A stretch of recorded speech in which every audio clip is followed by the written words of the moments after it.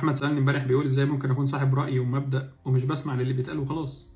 مبدئيا لو الاحداث قدامك كتير والكلام اكتر ومش عارف تحدد مين الفاعل، فدايما بص على المستفيد.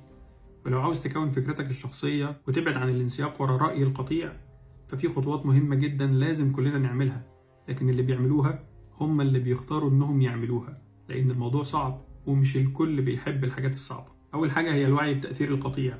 لازم نكون مدركين ان في دايما تاثير اجتماعي بيحاول يشكل ارائنا، ودايما لازم نسال نفسنا سؤال مهم في المرحله دي: هل انا مقتنع بالفكره دي وعلشان كده بتبناها، ولا انا بتبنى الفكره لمجرد ان في ناس كتير غيري مقتنعين بيها؟ 2. جمع المعلومات من مصادر مختلفه، بمعنى انك تسمع للكل وتكون فكرتك الشخصيه، لانك هتسال عن اللي انت مؤمن بيه مش عن اللي في دماغ غيرك. ما تعتمدش ابدا على مصدر واحد ولا وجهه نظر واحده، وحاول دايما تنوع مصادرك.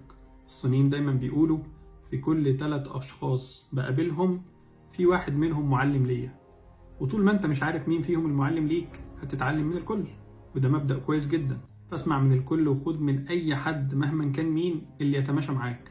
في مرحلة البحث نوع مصادرك واسمع للناس بلا تحيز لحد ما تكون فكرتك الخاصة.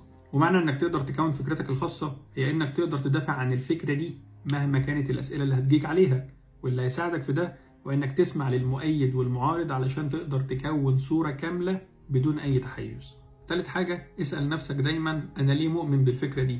هل بتقربني من ربنا ولا بتبعدني؟ هل فيها خير ولا شر؟ إيه مميزاتها وإيه عيوبها؟ طب إيه عواقبها على المدى البعيد؟ وهكذا، لأن ده نوع كبير جدا من التفكر. 4. تفكيرك لازم يكون تفكير نقدي ومستقل، بمعنى انك لما تنتقد حاجة لازم يكون النقد ده نقد بناء، ما تقبلش بأي فكرة من غير ما تحللها